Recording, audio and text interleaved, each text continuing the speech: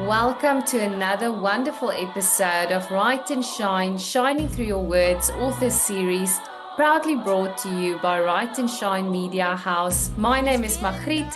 I'm your host, and I'm just absolutely delighted to have my next guest here. Absolutely, as if she knew what I was going through in my personal life. Moni, please would you introduce yourself and tell us a little bit more about what you do?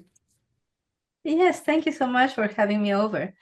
My name is Moni Castaneda. I was born and grew up in Ecuador, which is a little country on the equator in South America.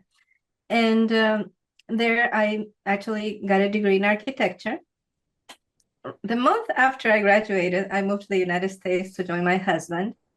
And I found out I would not be able to practice my profession. And in Ecuador, architecture is 6.5 years. Wow. And they told me I would have to go back to school for 4 or 5 years to get a degree here. And that was not an option at the time. And a friend recommended, she said, well, maybe you should look into feng shui because it's similar to architecture and you like it. And I loved it. I fell in love with feng shui as soon as I opened my first book. But I also got very confused when I got my second book by a different author, right? So I read one book and I thought, I have a pretty good handle on this, right? And I can start applying it in my home. But it wasn't enough. So I went and got another book from a different author, and it was completely different, completely different.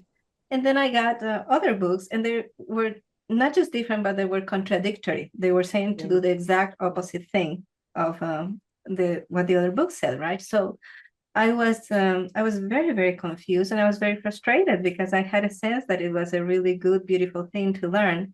But then there was all this confusion, right? And so I started to, and that's how I wrote my first book, is I just started doing Wow. flowcharts and taking notes, trying to understand everything, right? And of course I had help. A former friend, I mean, she's still a friend, but she had previously been my painting teacher, and she had changed careers, and she had studied to be a practitioner of ancient Chinese medicine.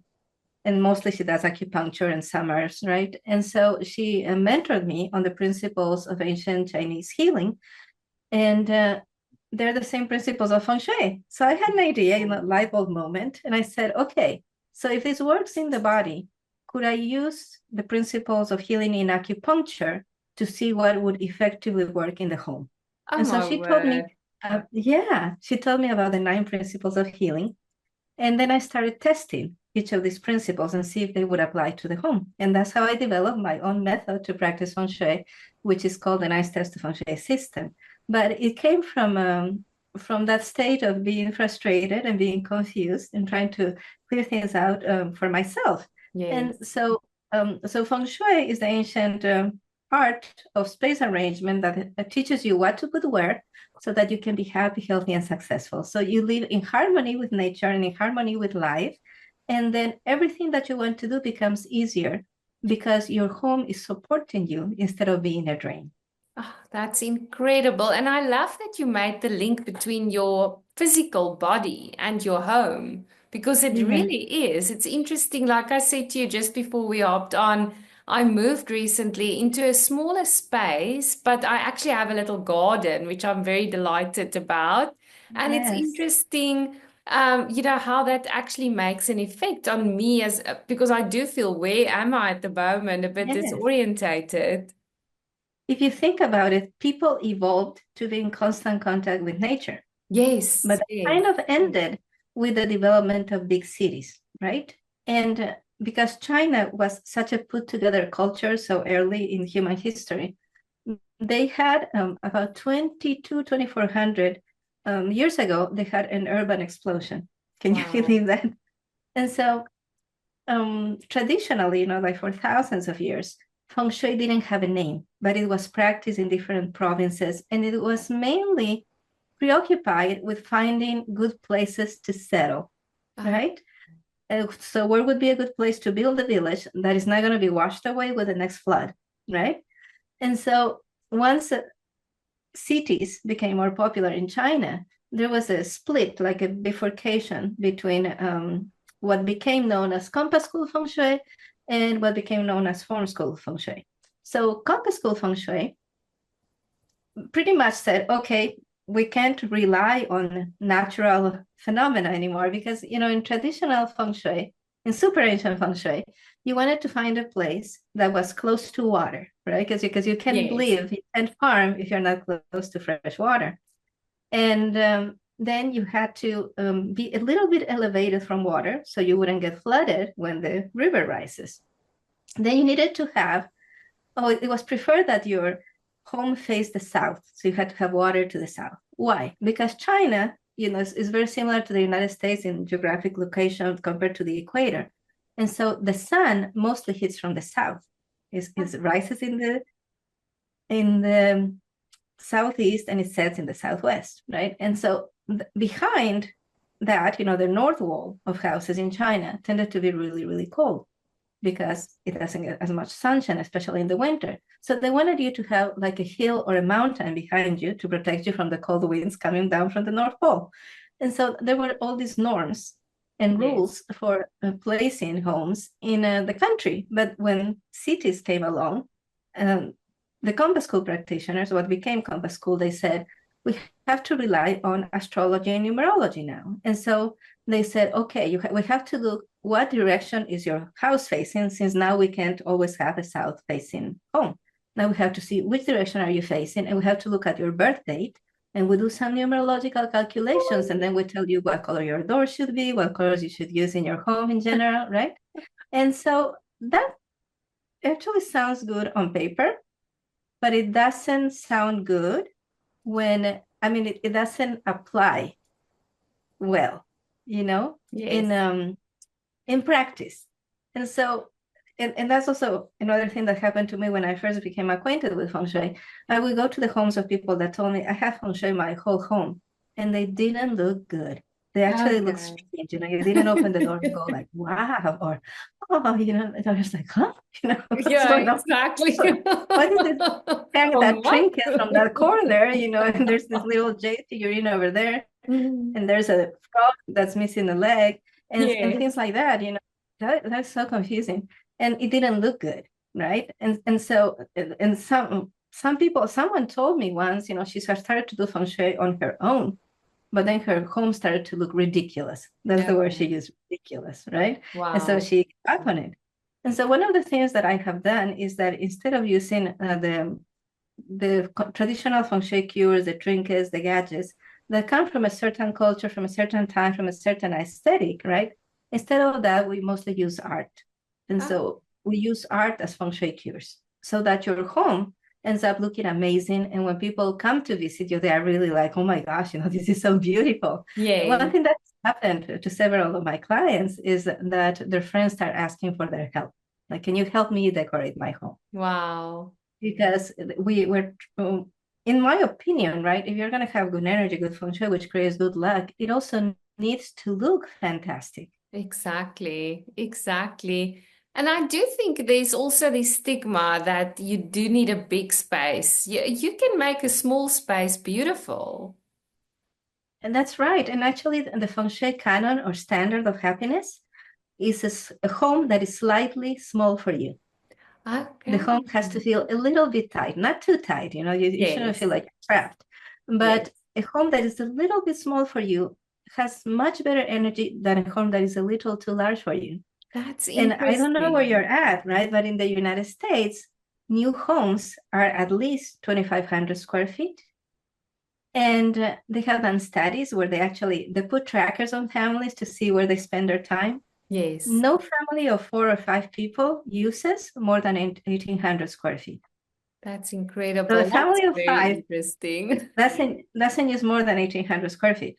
But new Wow. homes, which are being built many times to be just occupied by 2 people, are at least 2,500 square feet big. And Wow. so what happens is the homes don't get charged with positive energy. Yes. Those homes, did you ever walk in a home where you can hear your own echo? That's a home where the energy doesn't collect. Okay. The Bai Chi, I mean the life force. That's incredible. And Moni, I have to ask you, what would you recommend someone, if they haven't read your book yet, what would you recommend in a home to bring in more beautiful energy or, just trigger points for happy thoughts. Yeah, so follow this rule. Chi follows attention. So the life force follows attention. And so you need to make sure when people first arrive at your home that you have a really nice curb appeal, right? Yes. When your home looks beautiful, or even if there's just one beautiful thing about your home by the door or in the front yard, if you have a front yard, if there's just one item of beauty, that is going to charge your home with positive energy. Because every time somebody walks by or drives by, they're going to look at that and think, that's Uh-huh. beautiful, that's pretty. And that attention that your neighbors are giving you, Yes. that charges the home with positive energy. But also from yourself, when you come home and you feel proud. So the Mm. first thing is make sure the front to your home is beautiful. And then as you come close to the door, make sure that it feels safe and welcoming. Yes. And then when you open the door, make sure it opens. There's so many homes where you can't even open the door. You try to open the door and it hits something. Yes. And so the door should open at least 90 degrees, right? Yes. It's, if you're tripping over things in your entrance, you don't have good feng shui. The Yes. next thing is, make sure the door opens. Then make sure your eyes are directed to something that is really gorgeous, beautiful, and that actually gives you the feedback that you are doing well. Okay. I So like every time you come home, you look at that and you're like, man, my life is good. You it. know, that's what you want. And then, make sure you can actually walk through your home. This Yes. seems like so basic, right? But in so many homes, in so many rooms, you find that they're impeding the passage. They have things in the Yes. staircase, they have things in the hallway. They have things, so you open a door to a bedroom, you can't walk to the window to open the curtains, right? So being Yes. able to move through your home, make sure that there's good flow of energy through your home. So those are the basics, right? Make sure there's something beautiful that impresses you as you approach your home. Make sure that your door is welcoming. Make sure the door opens. Make sure that your eyes are directed to something beautiful as soon as you open the door. And then make sure there's flow. Make sure that you're not obstructing the path. Obstructing the path is symbolic of obstructing your own goals in life. Wow. That is incredible. Moni, I want to ask you if people want to reach out to you or buy your book, where can they find you? Well, all of my books are on Amazon. So you can search for my full name, which is Monica P. Castaneda, and then the term feng shui, which is Fengshui. So you search for Monica P. Castaneda Feng Shui. Anywhere in the world where the Amazon version that you use, you're going to find my author page and you're going to see all my books. I also have a website, and it's the name of my system, which is 9steps2fengshui.com. Everything's spelled out like the word 9steps to fengshui.com. But I also have, because a lot of people don't know how to spell feng shui, I also have spacearrangement.com. So if you type with no spaces, spacearrangement.com, that will take you to 9steps2fengshui.com. That is incredible. And I would absolutely want to invite you back for another episode to unpack some more Yes. wisdom. It was such an honor to meet you. And also, thank you for this incredible gift. I'm in South Africa, and it's not something that I really am very, very familiar with. So I would love to invite you back in the new year, for new Yes, ideas, I fresh would I would love to ideas. come back. I would love to come back. And we could do, like one conversation where we talk about my book Room by Room, and another one, which is Fantastic. my most popular book to date, and my new book, which is The House of Many Gardens, right? One is Yes. focused on the inside of the home, the other one on the outside of the home. So That yeah, I would would be love to come brilliant. back. Amazing. And for us to set goals, for new energy for our homes, that would be absolutely brilliant. So thank you Yes. so, so much, Moni, for Thank you joining me. for But also having I'm me. looking forward to the next one where I'll have new arrangements at my door where you will be open. Like it's Yes. wonderful advice that you give. Thank you so much. Thank you. And for everyone who tuned in today, what an incredible author, Moni, that shares with us, your home is an extension of where you have to dwell in, where you create in, and also the energy that you bring to the table of the world. So wherever you are living at the moment, whether it's big, whether it's small, just know you can create a loving, safe space for yourself and your loved ones with incredible authors like Moni sharing golden nuggets with us. Keep on writing, keep on shining, and keep on bringing the beautiful energy to your homes because you really are worth living in a very, very sacred space. Yes. Just watch me shine.